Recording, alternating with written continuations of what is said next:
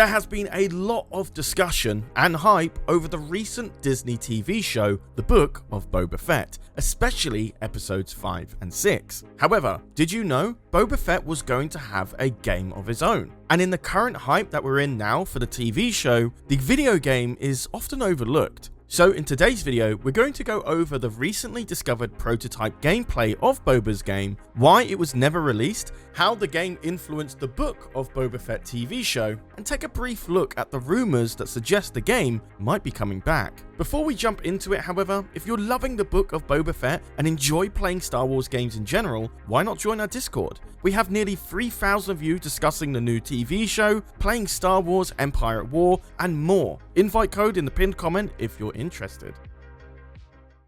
What you're looking at right now is newly founded, possibly leaked gameplay of Star Wars 1313. Now this might look familiar if you're subscribed. I did make a previous video where I reacted to all the content for the first time. This is the shortest but most polished piece of gameplay available, and depicts a younger Boba pre-Sarlacc pit traversing around the slums of Coruscant, which we all know was the setting for Star Wars 1313, based on its E3 announcement trailer debuting all the way back in 2012, 10 years ago.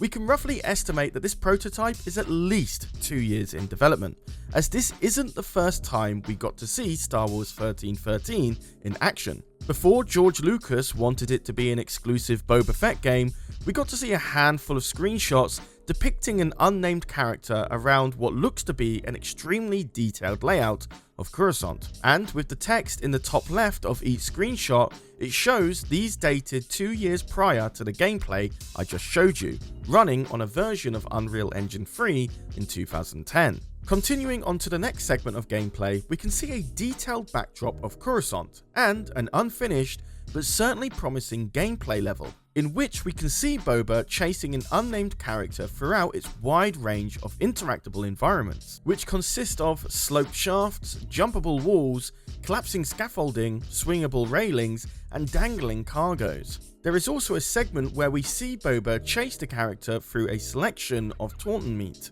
which is quite a coincidence, as we see a similar chase scene in the first episode of Book of Boba Fett, and rows of Tauntaun meat in the 5th episode. I don't think this is a chance, however, and we'll get into why later on in the video. This video segment of Boba's video game shows us the most actual gameplay action, and unlike his father's video game, Star Wars Bounty Hunter, Jango Fett had more of a focus on combining gadgets together in combat. In this Star Wars 1313 demo, it's more akin to Uncharted, and its heavily scripted platforming genre, as each section of the level brings you to a micro interactable cutscene before traversing through it or around it. This observation is only strengthened further as we move on to the final video of gameplay available to us, where we see a default character model and an android traverse through a selection of enemies. Whilst extremely scripted, it gives us hints to how third-person blaster gameplay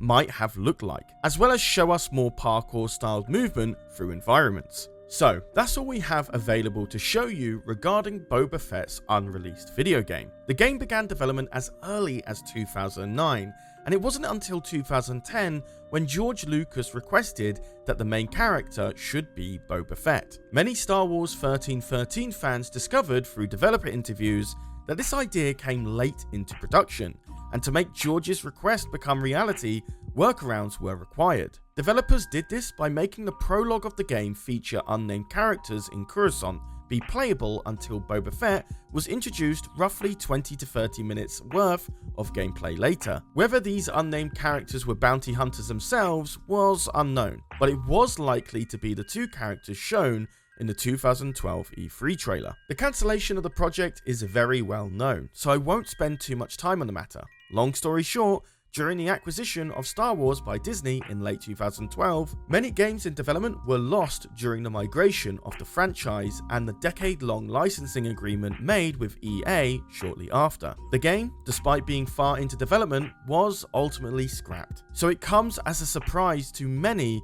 to finally see the first ever gameplay of Star Wars 1313 to actually feature Boba Fett. So, with our history lesson over, it's now understandable to know why this cancelled Boba Fett game could finally be regaining traction after a decade of no solid news about its return. Many fans of the project were delighted to hear that Lucasfilm head Kathleen Kennedy revealed that the project might not be as dead as previously believed, stating, "So our attitude is, we don't want to throw any of that stuff away. It's gold, and it's something we're spending a lot of time looking at, pouring through, discussing, and we may very well develop those things further.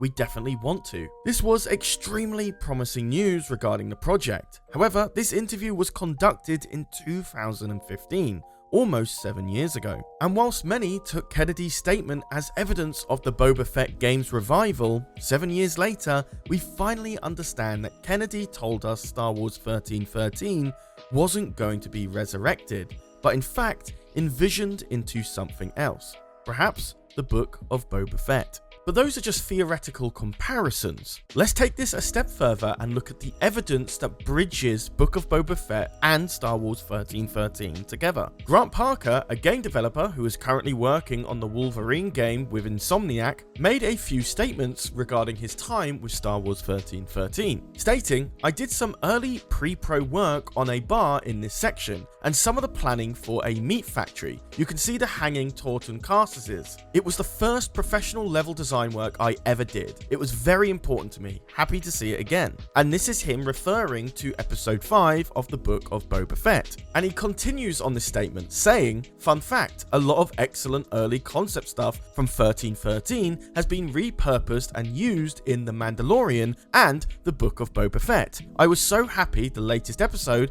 even had a meat locker with Tauntons in it." Of course, we have to take Grant by his word here, and I wouldn't be surprised if we find even more evidence bridging the connections between Star Wars 1313 and the Book of Boba Fett in the near future.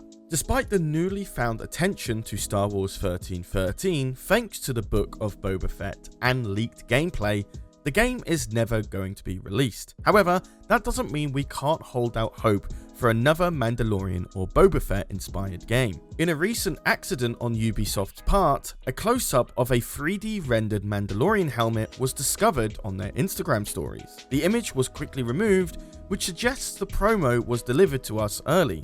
Remember, Ubisoft is currently working on an unnamed open-world Star Wars game. Meanwhile, the screenshot doesn't necessarily depict Boba's helmet. The paint job doesn't match, with Boba's being more green and shorter in height. But George Lucas and Dave Filoni have stated in some capacity that Boba's helmet is Jango's, so a potential repaint of the helmet is possible. However, I'll leave that up to you to decide on. But this is where I pass the question over to you, the viewer. Are you adamant that Boba Fett's game, Star Wars 1313, will return to fit within canon? Or do you believe that there will be a spiritual successor that will succeed on the developments made by its unreleased counterpart and the occurrence of the Book of Boba Fett? For me personally, I believe it to be the latter. Ubisoft's accidental Star Wars promo is an interesting premise to start on, but as Star Wars canon is beginning to mature into live-action TV shows and not just film, developing video games that utilize lore-heavy characters like The Mandalorian and Boba Fett, the feasibility of using said characters in video games